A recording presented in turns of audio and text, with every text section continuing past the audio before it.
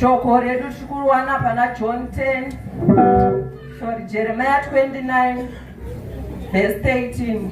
Jeremiah chapter 29, verse 13. Tiverenge verse 13. Muchandichaka mukandiwana, kana muchindichaka nomwoyo wose. Tende pana John chapter 10 verse 10. Mbavha inongouya kuti ibe nokuuraya nokuparadza. Ini ndakauya kuti ave noupenyu uye ave nohwakawanda.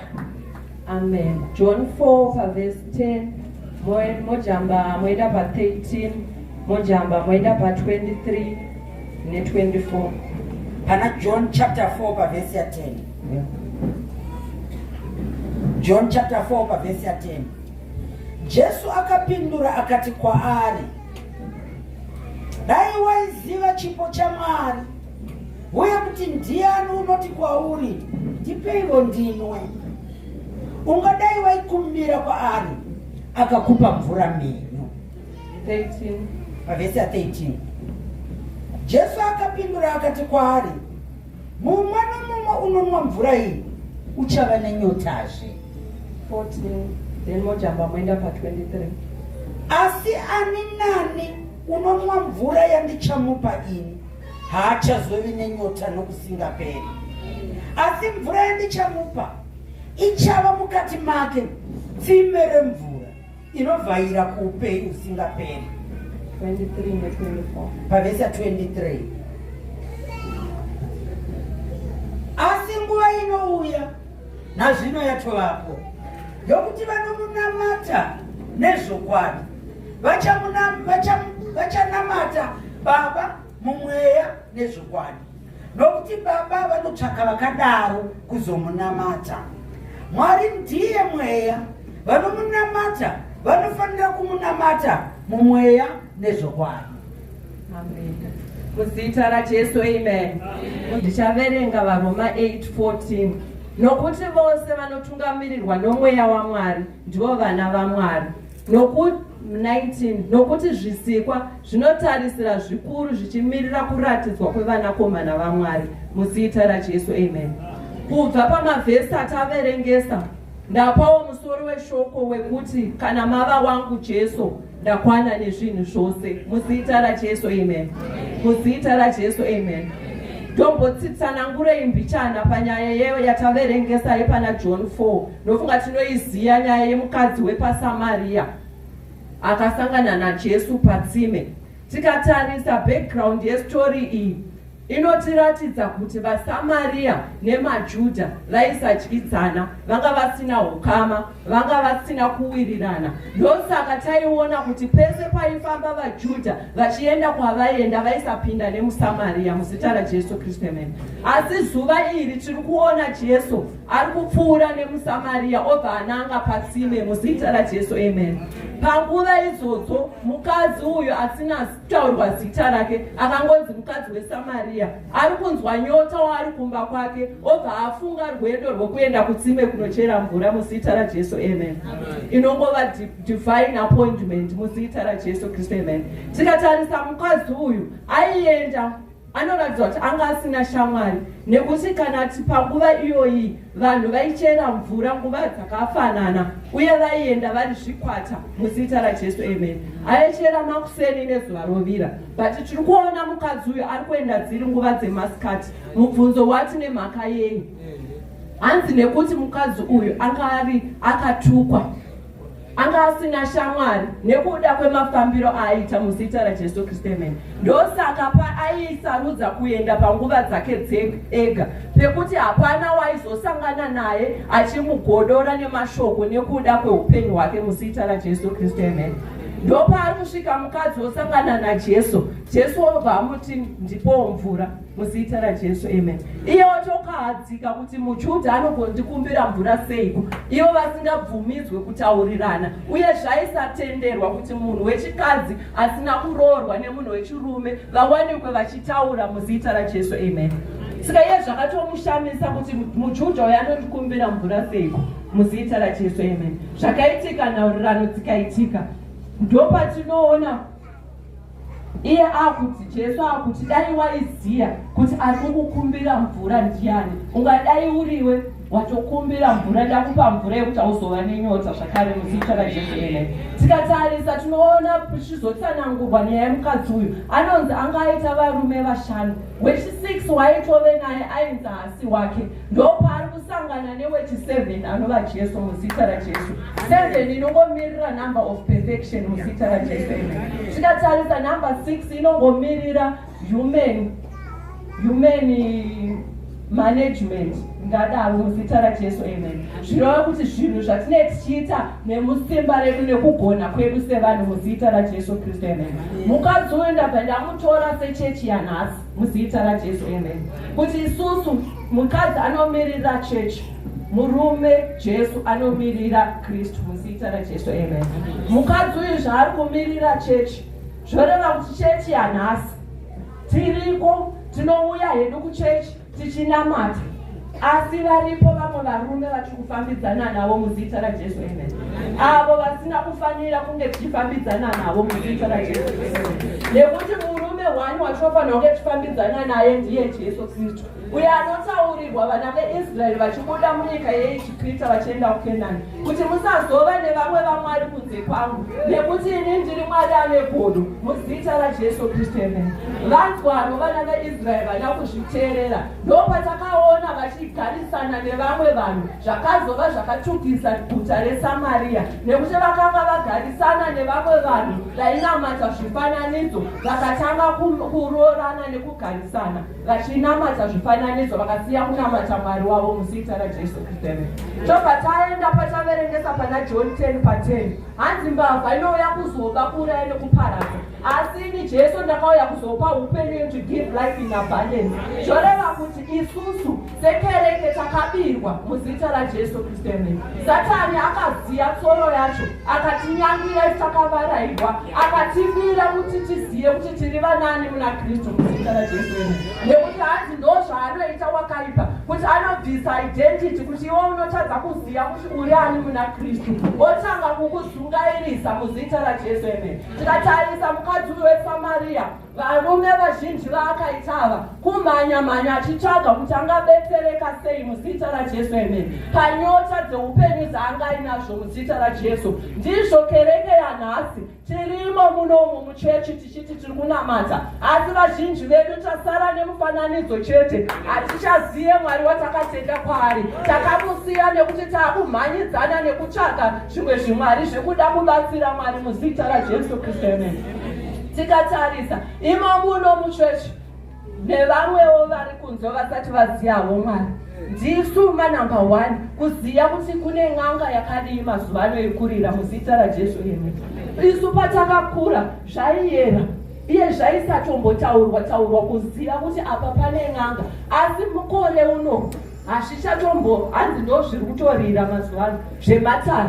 Unonzwa vachibvunzana, hanzi butere matare, butere, hanzi butere hondo. Vana vechidiki woshaya kuti vakazvizira kupi muzita raJesu Kristu. Nyika iri kuenda kupi? Tiri vakadzi vakaita sei muna Kristu muzita raJesu Kristu. Tiri chechi yakaita sei? Nyota dzedu tiri kudzipedzera kupi? Ndo mubvunzo waunofanira kuzvibvunza. Hanzi kana mava wangu Jesu ndakwana nezvinhu zvose, zvoreva kuti nyota yangu inofanirwa kuperera muna Jesu muzita raJesu Kristu. Hatina nyota inofanirwa kunoperera kun'anga, nekuti Jesu ndiye muridzi wangu, ndiye muridzi weupenyu hwangu. Akanditsika nemufananidzo wake, akandipa simba rekunzi mwana waMwari. Saka kana zvanetsa ndofanira kudzokera kwaari kuti Mwari izvi zvanetsa sei, nekuti Jesu iye watinonamata ndiye akati asangana naMozisi achitumwa kuti anodzikirura vana veIsraeri, akati ndinonoti ndatumwa nani? Akanzi unonoti ndatumwa naiye wandichava the great I am. Zvoreva kuti iye Jesu anomanifesta as the great I am in each and every situation. Hazvina basa rekuti timhanyire kudzin'anga kana kumaprofita kumabanu, nekuti Jesu wedu zvese zvatinoda izvozvo anotiitira muzita raJesu Kristu. Muzita raJesu Kristu. Hanzi wakaipa akauya kuzoba kuuraya nekuparadza. Tabirwa identity, tatadza kuziya kuti tiri muna Kristu, anotiparadzira vana vedu. vana vedu naivo havachaziye nekuda kwekuti isusu vabereki tine confusion. Hatisi kuziya kwekutizira, hatisi kuziya wekuudza nyaya dzedu, hatisi kuziya kutsime rekuenda kwekunopedzera nyota dzedu muzita raJesu Kristu. Amen. Vana zvinobva zvavagombera, vana vobva vapinda mumadrugs, mune zvinodhaka, nekuti vari kuda kuedza kupedzawo nyota dziri mavari. Vakauya kuna baba naana mai zvichida hamuna nguva nevana nekuda kwemabasa. Anzi akumisikidza mabasa edu nekutsvaga mari sezvimwari muzita raJesu Kristu. Amen. Varume 5 vataurwa vemukadzi weSamaria muzita raJesu Kristu. Amen. Iwewe chaunokoshesa chii? Nguva yako zhinji unopedzera uchiitei muzita raJesu Kristu. Amen. Asi manheru akanaka nekuda kwemutambo watarongerwa uyu. Iwe chosen generation warangarirwa. Pano paita chitugwi icho chinonzi naJesu pana John kuti ani nani ane nyota ngauye azomwa kwandiri muzita raJesu Kristu. Amen. Iye Jesu ndiye door ratakazarurirwa rekuti zvose zvatinoda tinozviwana kwaari muzita raJesu Kristu. Amen. Chiiko chingatiparadzanise nerudo rwaMwari? Tikaenda kubhuku yaJobhu tinoona Jobhu anzi akanga ari murume aitya Mwari, akarurama achinzvenga zvakaipa, asi Mwari akasvika paakabata Jobhu akaparadza vana vake nepfuma yake yese. Asi Jobhu hapana rimwe zuva raakapandukira Mwari kana kuti akatuka Mwari. Asi isusu nhasi tikangosangana nechimwe chinhu chinorwadza taakutomhanya kumadzibaba kubani muzita raJesu Kristu. Amen. Taakunopuhwa mvura nematombo asingaziya anozotikonzeresa nhamo nematambudziko kuvana vedu.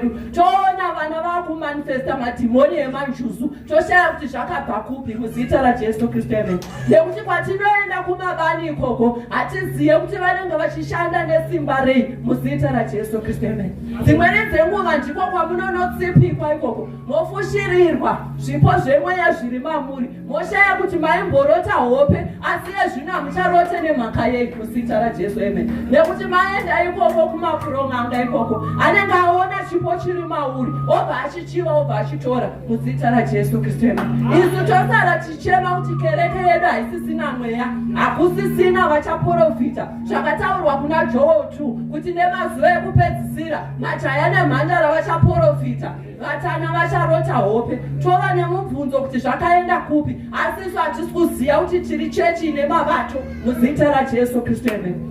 Ndangouya kuti ndigorangaridza mumwe munhu nhasi kuti kunyange zvikarema, kunyange zvikarwadza chete, rambira pamuchinjikwa muzita raJesu Kristu. Amen. Nekuti hanzi kwaari ndokune upenyu. Iye shoko raMwari robva rataura kuna vaRoma kuti kune vose vakamugamuchira akavapa simba rekunzi vana vaMwari. Zvoreva kuti kana tiine simba rekunzi vana vaMwari, tine authority pamusoro pemweya yese yetsvina. Hakuna chombo chinogadzirwa ine muvengi chinobudirira muzita raJesu Kristu. Amen. Zvoreva kuti upenyu madestiny evana vedu ari mumaoko edu. Wakufanira kumira semudzimai, wakufanira kumira sababa uchirwira vana vavo kuti vasatorwe nezvenyika ino muzita raJesu. Amen. Isusu tisu tinofanirwa kunorunga munyika umu, kwete kuti nyika iuye muchechi vachitizvuva vachitiendesa kunze muzita raJesu Kristu. Amen. Nekuti vanouya havatomboreki vachida kuona ivavo vakazodzwa vakashongedzwa vane basa ravanofanira kuita mukingdom yaMwari. Ndivavo vanouya vachitagetwa vachizvuviwa vachiendeswa kurima muzita raJesu Kristu. Amen. Shoko robva rataura pana vaRoma kuti hanzi nezvisikwa zvakatomiririra kuratidzwa kwevanakomana kuti zvidzoreredzwe panzvimbo muzita raJesu Kristu. Amen. Panzvimbo ndepapiko? Ipapo pakasikwa munhu, panotaurwa naMwari kuna Genesis kuti Mwari akasika munhu nemufananidzo wake kuti amude amunamate. Adaro amusika munhu, Mwari akarayira akati, be fruitful and multiply, replenish the earth, produce after my kind. Zvibereko zvedu, zvibereko zviri after God's kind here muzita raJesu Kristu. Amen. Muzita raJesu Kristu. Amen. Vana baba naana mai ngatisavarairwa tiri muchechi.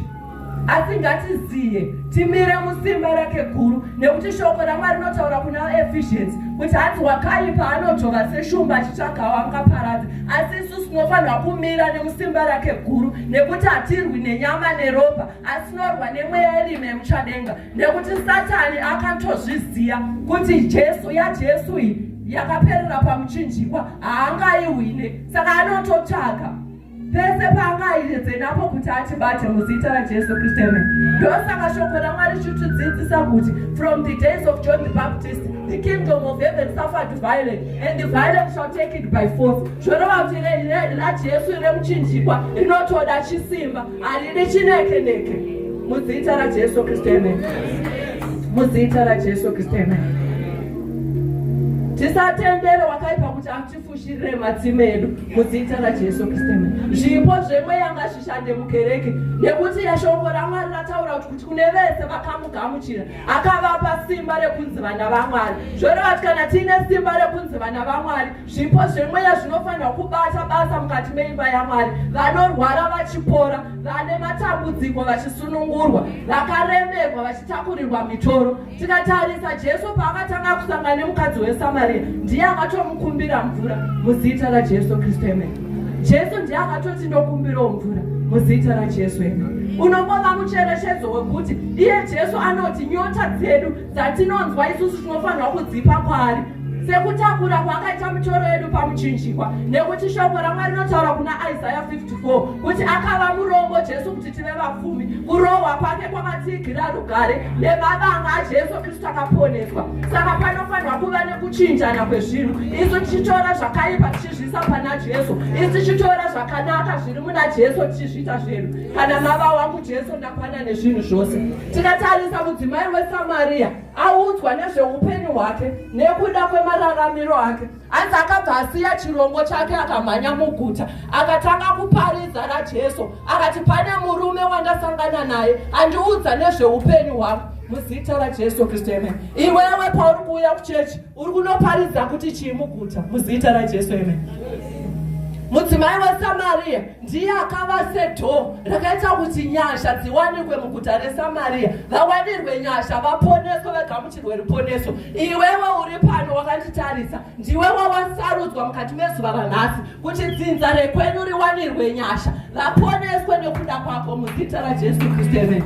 Usatendere kuti hama dzako, vanin'ina vako, madzikoma ako ararame upenyu hwemurima iwe uchiuya kuchechi muzita raJesu Kristu. Peter naJohn naJames paBeautiful Gate, vamwe zvavo vagarisa muchirema panze, ivo vachipinda muchechi vachinonamata.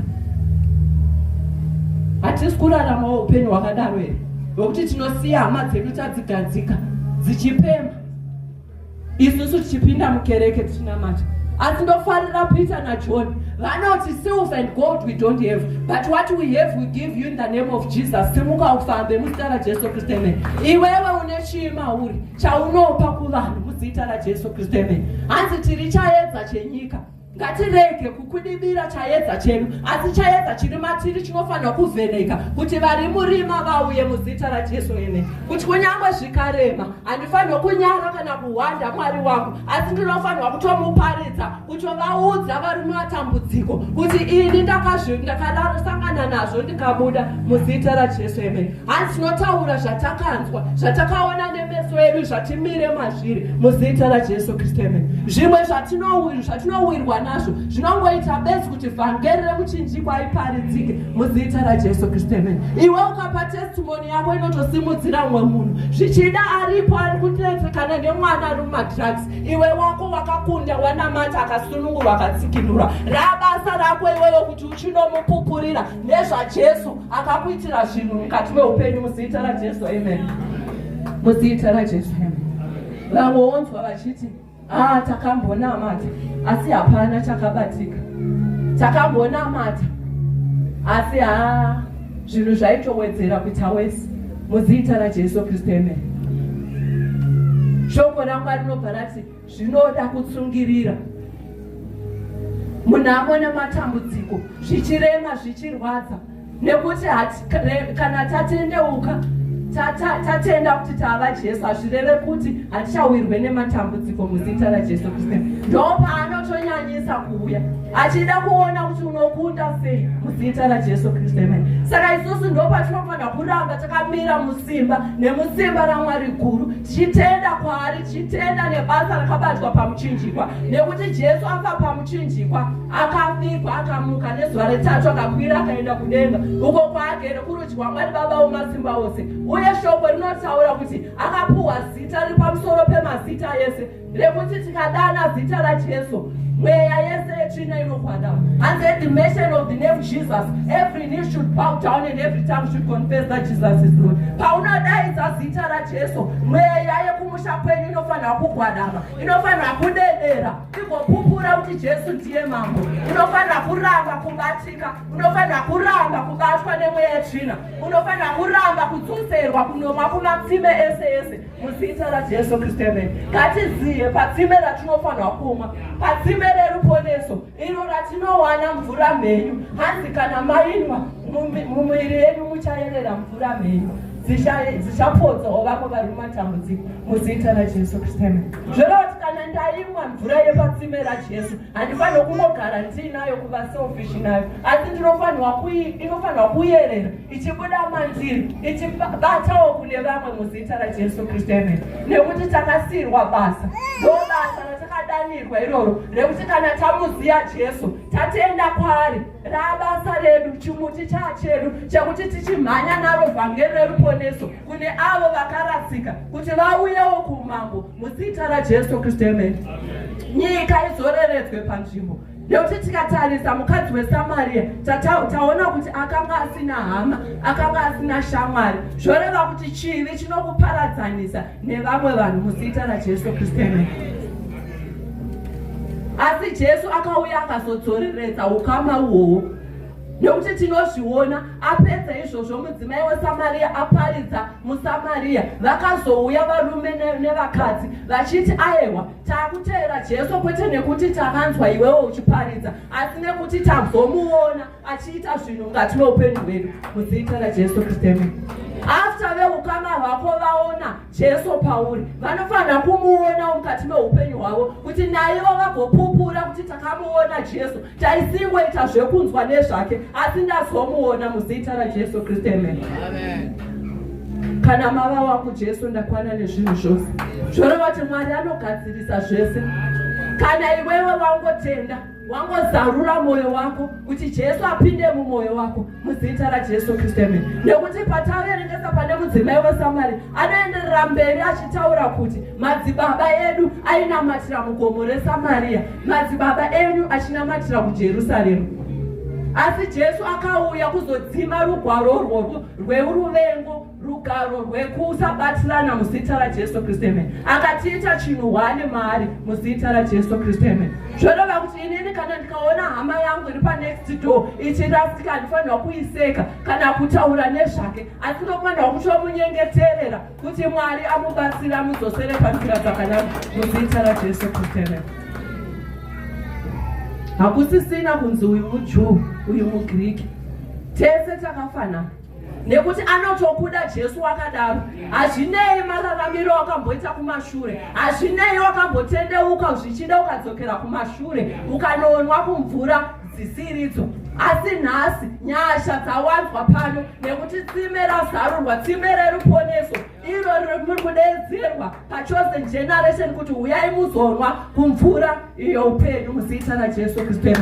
Saka iwewe regedza kuomesa moyo, hanzi kana manzwa izwi raShe chirega kuomesa moyo, nekuti hauziye kuti mangwana zvinomuka zvakaita sei muzita raJesu. Aripo zvichidanga achitoda kuuya kurevival ino, asi akundikana nekuda kwekuti nguva yake yamukwanira kana kuti ane zvasangana nazvo. Asi iwewe watotenderwa kuti unge uri panapa, regedza kutambisa mukana uyu, asi chitobatisisa nesimba muzita raJesu Kristu.